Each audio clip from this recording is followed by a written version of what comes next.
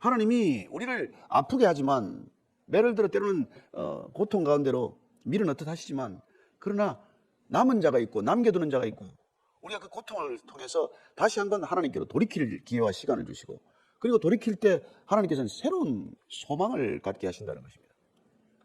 그런 의미에서 우리의 고난은 선물이다, 고난은 우리에게 필요한 하나님의 은혜였다, 이런 고백을 하게 되시죠.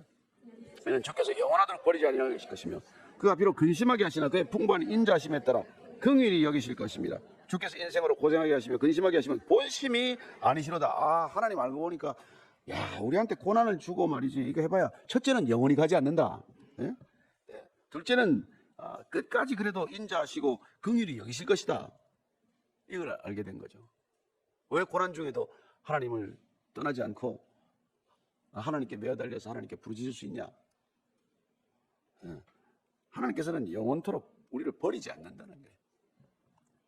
그 다음에 그분이 인자가 많고 긍휼히 여기실 것이기 때문에 그냥 견디면 되는 거라는 거예요. 때로 살아가는 것이, 그것으로 인하여 고난받는 것이 참 이해할 수 없는데, 그것이 복되다라고 말하기 시작할 때 하나님의 뜻이, 우리를 향한 하나님의 계획이 우리들 가운데 들어.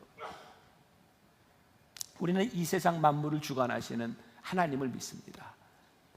내가 이해하기 때문이 아닙니다.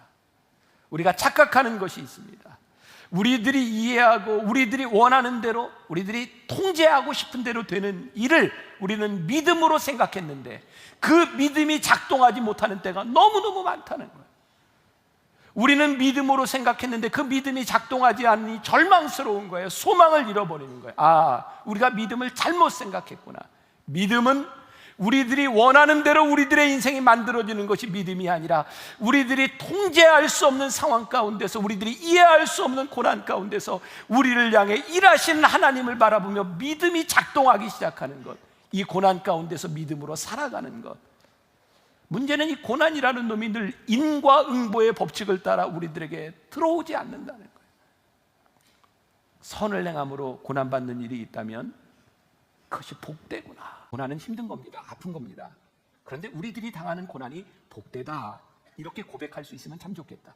이 말씀은 핍박의 시대를 살아가고 있었던 그 교인들에게 베드로가 어떤 마음으로 이야기를 하고 있는지, 너희의 고난이 복되구나 라는 고백을 할 수 없었더라면 그들은 믿음을 지키지 못했을 수도 있어요. 하영조 목사님의 이야기입니다. 고난은 파도와 같습니다. 파도는 멈추지 않고 계속 다가옵니다. 당신의 인생에 고난이 올 때 휩쓸리지 말고 이겨내십시오. 파도를 타면 스포츠가 되는 것입니다. 오늘 우리들에게 고난이 파도처럼 몰려온다면 그것을 우리들의 스포츠로 만들 수 있습니다. 규례를 지키면 내가 애굽 사람에게 내린 모든 질병 중 하나도 너희에게 내리지 아니하리니, 그리고는 결론, 나는 너희를 치료하는 여호와임이라. 하나님께서 그 결핍의 상징인 그 가슴 아픈 여러 가지 참 그 마음의 그 쓰라림을 만들어 놓은 마라의 사건을 하나님이 거기다 두신 거는 그들을 괴롭히기 위한 게 아니고요, 너희들 꼭 기억해라, 인생을 살아가다 보면 항상 봄 날씨만 있는 거 아니다. 고난도 온다, 터널도 온다. 그때 너희들이 기억해야 될 게 있다. 뭐라고요? 내가 너희들을 이렇게 방치하지 않는다. 나는 너희를 치료하는 여호와가 될 것이다.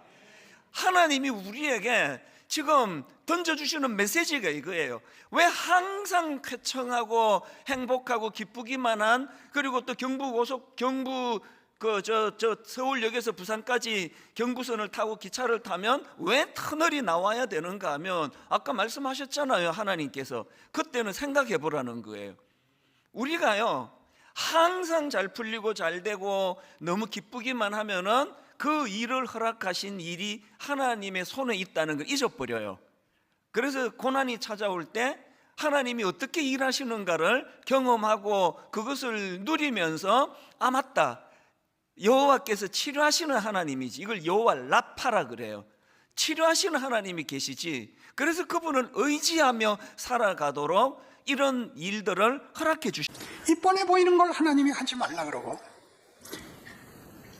소원을 가지고 순종하려고 들면 고난이 덮치고, 왜 내가 잘하려고 할 때가 더 어렵고,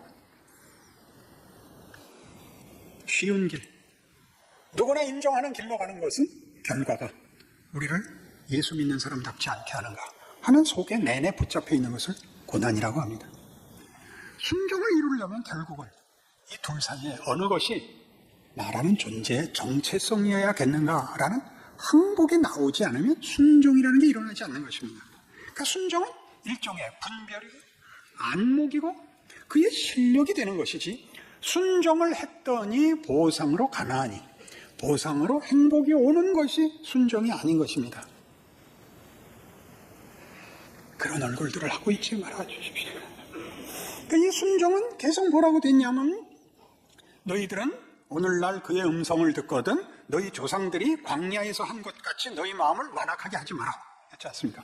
거절하지 마라, 순종해라, 순종해라였죠. 무엇을 순종하는 거죠? 애굽에서 꺼내서 가나안에 들여보내려고 내가 너희들에게 구원을 줬다. 근데 그 가나안은 너희가 이런 거길 들어갈 실력, 거길 들어갈 어떤 마음의 항복이 만들어져야 되는 것이다. 그 가나안에 들어간다는 것은, 우리 히브리서식으로 얘기하면 안식에 들어간다는 것은, 안식이 예수 안에서 약속된 존재가 된다는 것, 그것을 항복하는 것, 그것을 내가 선택하는 것, 내가 기뻐하는 것, 그것이 순종이다 이렇게 얘기합니다.